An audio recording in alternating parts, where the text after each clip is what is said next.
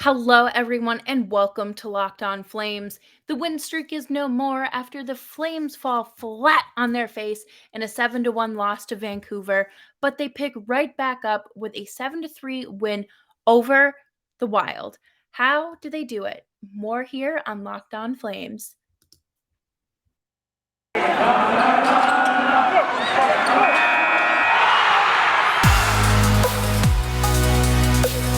You're Locked On Flames, your daily podcast on the Calgary Flames. Part of the Locked On Podcast Network, your team every day.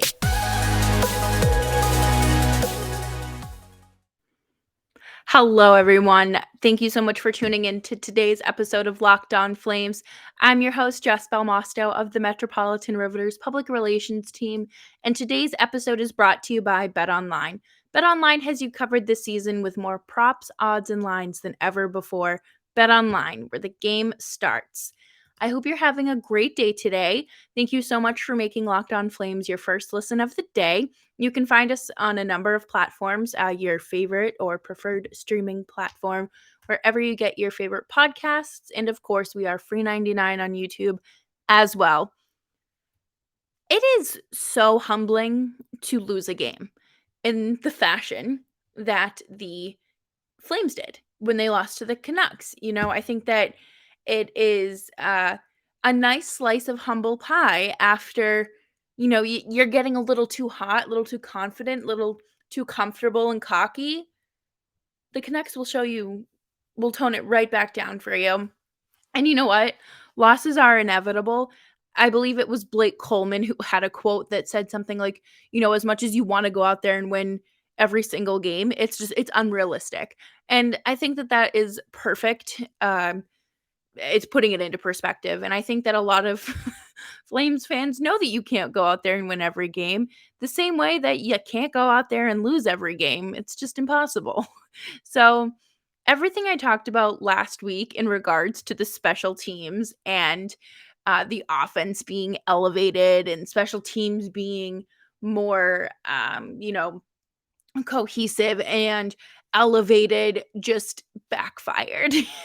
Every single thing I said, the Flames went out there and just did the exact opposite. Obviously, Mangiapane had the lone goal of the game, and I was like, yeah, offense. Apparently, it was just the Canucks offense that just, scored a touchdown and an extra point. And the Flames allowed 3 power play goals for the first time this season and had a total of 34 penalty minutes. Do you know how unacceptable that is? Completely unacceptable. And Mike Gold, I believe it was, tweeted like, Daryl Sutter must be ripping into the team right now. And Kristen Anderson, who used to host this show, actually replied to him and said, he doesn't yell at them like when they're losing like this or something along those lines, and just kind of said like it basically alluding to the fact that Sutter knows how to coach effectively, and knowing that screaming and berating a group of players who already aren't playing well, like, it's not going to change anything. It's a pep talk is a pep talk, and belittling and berating them does absolutely nothing, which I think is, more important than anything out there, honestly. I think that having a coach who can support you in those times and, you know, and just give you as much encouragement as you can in moments like that, because again, that is a doozy, to say the least. That is humbling. Very, very humbling, I would say.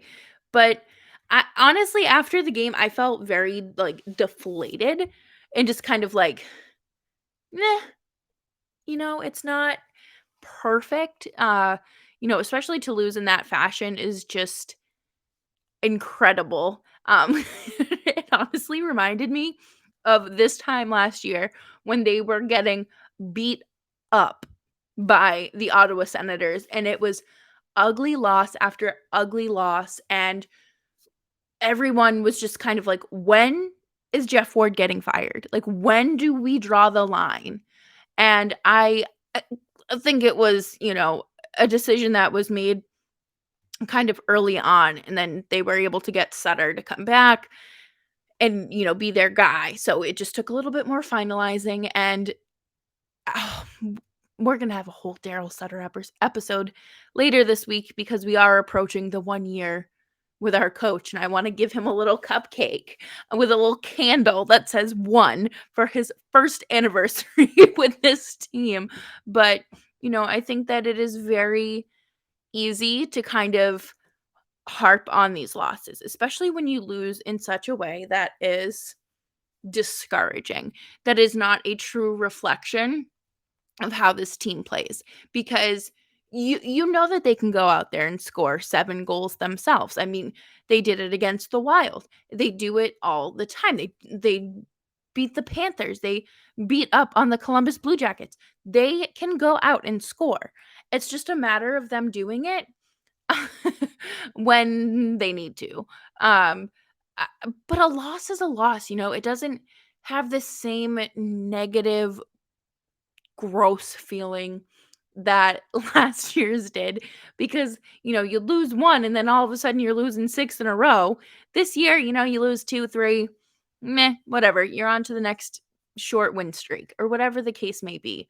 And I think that that is kind of like the real positive here, the silver lining of this season, and how different of a team this is, and them being able to bounce back after I'm just going to keep saying it, the humbling loss is just proof that they're a good team. I think that every team kind of goes through that, especially the competitive teams. I think that the Flames got their piece of humble pie. They did. And you know what? That's okay, because you know what? They'll laugh, they'll move on, and they win the next one. So, you know, you can't ask for too much else from this team right now. I think that the condensed schedule is, getting to them, and they won 11 games at home in the month of February. Okay? Like, we'll take it for what it is. And coming up next, we're going to talk about the bounce back, which was the 11th win at home this month. So, make sure you stick around for that, and we're going to recap that awesome game. But first, let's talk about Built Bar. Built Bar is just a delicious tasting protein bar that everyone needs in their life. They are perfect for on the go when you're running through campus, you're running late for your meeting, you don't have time to stop for lunch, and Built Bar is offering you a special discount at built.com. But they don't only have protein bars, but they have puffs. Puffs are the first ever protein infused marshmallow. They're fluffy, they're marshmallowy, and they're not just a protein bar, they're a treat.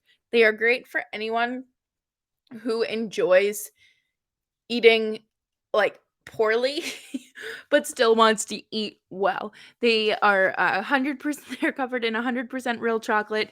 They're delicious. They taste just like the worst thing possible for you, but they're really good for you. They're low in calorie, high protein, and you can replace your candy bars with them. It's great. They're better for you, and a typical candy bar can be anywhere from 2 to 300 calories, and Built bars and Built puffs are a lot healthier, being around 130 calories. So head on over to built.com and scroll down to the macro chart. You'll be blown away with those nutrition facts, and head on over to built.com and use promo code LOCKED15 and get 15% off of your order at built.com. Locked on Flames continues. Thank you so much for following along here today with me, Jess Belmosto, and we are on Twitter at Jess Belmosto. This game was just absurd because, you think the Flames are coming in and they're like, okay, like, we're back home after traveling, so we might be a little tired. There's not a lot of time to recuperate and recover. But no, the Flames just went out and just had a field day against the Wild. And I said this on the national show it was, I don't want to say towards the beginning of the season, but, we're probably about a quarter of the way through. And I was like, I don't know if the Wild are good, and I don't know if they're bad. And Sarah, my co-host, said, I don't think the Wild know if they're good or bad. And that's exactly how I would describe this game because, they came out first. The wrong Gaudreau, Freddie scored and, converted early late in the first period. And then the Flames just jumped right in and had 3 goals in the first period from Teapot Toffoli, Matthew Tkachuk, who had his 25th goal of the season, and Eric Gudbranson with assists from Nikita Zadorov and Tkachuk. So, like, the Flames used to have a secondary scoring issue. Now they don't, okay? Like, for whatever reason, their defensemen have just, come alive when it comes to scoring. And I don't mean, Torrey Krug out there scoring, 20 goals a season, but it's, if you can get a goal out of Eric Gudbranson, we'll take it. And so they head into the second period there, and with that 3-1 lead, okay? And I don't trust any hockey team with a lead, especially if it's one that I'm covering or rooting for. I don't trust them because no one seems to be able to hold a lead.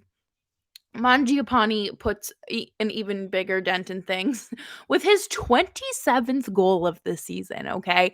Like, this kid's gonna hit, 30, 35 goals this year, and then he's gonna become a household name, and I'm going to gatekeep him because that's our little crouton, that's our bread, our baguette. That is Andrew Mangiapane. And then, of course, Flames continue to silence the Wild. It's no one's talking here. And Blake Coleman earns his 11th goal of the season, and with an assist from Elias Lindholm. And I actually really want to do an episode on Elias Lindholm and talk about why he should be a household name, why he should be a bigger name in the NHL, which, I mean, I could honestly probably do this for 2/3 of the Flames roster. I'm not going to lie to you. But, you know, Oliver Shillington ends up having a very scary moment in this game where he goes into the boards. He looks like he just kind of, I'm sure we've all seen the video by now, and I unfortunately can't insert it here, but he does like a little flip over one of the Wild players, and I guess it looked a lot worse than it actually was. He got up, he was moving, he ended up going, he went to optional skate yesterday, and then he was at practice again today. So, it looked a lot worse than it was. I was terrified when I saw that. It did not look pretty. And then the Wild attempt their comeback in the third period with 2 goals, one from Kiril the Thrill Kaprizov and Nick Jugsted. I'm sorry. They tried. It was a 5-3 game, so you get a little nervous there. I would start sweating. Even if I'm in a hockey rink, I'm gonna start sweating. No. We do not like close games. So, and apparently neither does Gaudreau. I mean, neither does Tkachuk or Tyler Toffoli, because they net 2 more goals and making it 7-3. So this is the thing. We need to start talking about Matthew Tkachuk because he has 26 goals, okay? So your entire first line is approaching the 20, 30 goal mark, okay? I'm pretty sure, yeah, Johnny has over 20. So put some respect on their name. Someone tweeted out who's the best line in hockey, and not even just Flames fans. My timeline's pretty balanced with who I follow, but a lot of people were saying Gaudreau, Tkachuk, and Lindholm, or Gaudreau, Lindholm, Tkachuk, and people are a fan of them. And I didn't really see anyone talking about Marchand, Bergeron, and Pasternak. And I did not see that Nathan MacKinnon line thrown around. I'm just saying, I think it's time for us to get them the recognition they deserve. So put some respect on Calgary's top line. And I think the really great thing about the Flames is how strong their scoring is, just like top to bottom, you know? I think the addition of Tyler Toffoli has helped this depth scoring. And, it's pretty obvious. He's had like 3 goals in 4 games or something crazy like that. And he is just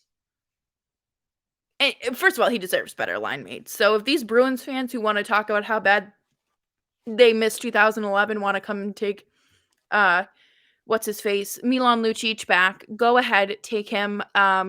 You can have his entire salary. If you'd like to take Sean Monahan too, we can work something out and we'll retain a little bit, okay? Because I if you want to take the poor man's David Krejci, go ahead. And you want to take David Krejci's line mate, former line mate, you can take him too, okay? That's probably gonna get me blocked on, like, a social media that I didn't know existed, but you know what? It'd be like that. So, I think that, looking forward to the rest of this season, you can count on just that just the depth scoring, and it's so exciting to watch because there's something to watch. It's not just a bottom 6 that goes out there to kill and eat the minutes. You have a strong chance of getting a goal from your third line now, and it's fun to watch because Tyler Toffoli is so great, and I will be a Tyler Toffoli bootlicker for as long as I have to be because I really think it's deserved. It's very well deserved. So, sign me up for that fan club. I'll pay my dues. And coming up next, we're actually going to do winners and losers of last week because I have a lot to say.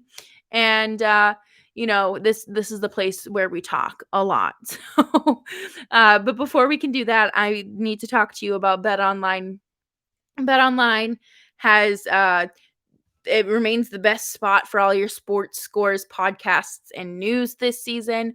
It's not, just the place for football and basketball.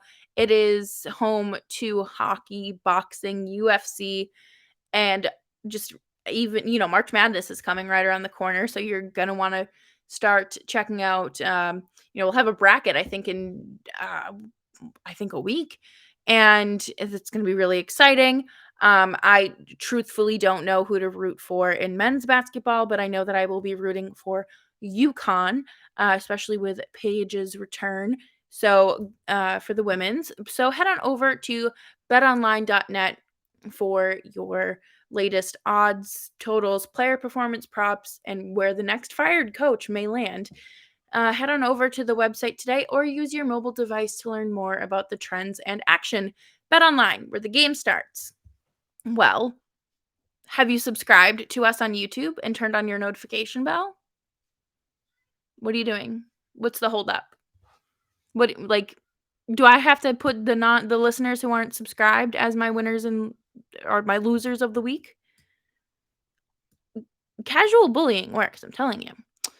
So, I think we're gonna do this winners and losers segment as usual because we have a fat loser of the week. But before we can do that, I do just kind of want to talk about to send my thoughts and prayers to Ukraine right now. This world is such a scary and just god awful place sometimes, and I don't understand it. And egos and greed can just lead to disasters. I cannot wrap my head around it, but I think it's important as a podcaster to be a distraction from reality and to kind of be that outlet for, 25, 30 minutes of your day. And as a as a consumer of content, that's why I turn to my sports podcast. That's why I turn to my true crime content, is to not think about the god awful things on a global scale. So I really just wanted to get that out there because I do think I have a responsibility to acknowledge that and just kind of, let you guys know that Ukraine is really struggling right now, and so is Palestine, Yemen, Somalia. It's just a really dark place right now. But yeah, so that leads us into our winner of the week with anyone who is going through anything right now, like the ups and downs, and just putting up the good fight. Sometimes this stuff that we deal with is so much bigger than who we are as individuals, and we can't control it. And I think that being someone who struggles a lot with, different things, um, you have to learn to like like let go of like you think that you can control it. And unfortunately, it is just one of those things that happens through life. And I'm thinking of you. You're strong. You're my fighters. And that's why you're my winner of the week, winners of the week, because life sucks sometimes. Let's be real. And just keep being able to show up and keep showing up is important. And I'm proud of you. So if no one's told you, here is your favorite podcast host. So I tell myself, telling you that I'm proud of you. And here is a great big hug, because we all need it. And my losers, MLB, oh baby, not the Players Association, but the owners. Okay, they are so greedy. It is unbelievable. I don't understand like how they can go into negotiations and shut down like some of these really good ideas that the Players Association is bringing to the table, and then get mad when the Players Association doesn't want to hear them out. And I think negotiations are heating up right now at 9:30 at night, and they're getting closer to something. It's not impossible, but I don't think it's a done deal. And the owners today mentioned going into this, and they said that they're willing to lose a month of baseball because of negotiations, and they'll cut down on games, which isn't what anyone wants. This isn't that's at least baseball fans. The general consensus is give us the season. Like, we want a full 162 and playoffs. People want expanded playoffs, and the league is like, no, are you insane? Which doesn't make sense to me, because playoffs are easily the biggest moneymaker and things like that. So again, this is one of those things that I just consume on the internet, form my own thoughts, and don't have any real understanding of some of their negotiations, because I am just a silly little podcast host and not a lawyer or contract writer. So, thank you all so much for tuning into today's episode of Locked On Flames. We got one more coming at you today, and I am so thankful for all of you.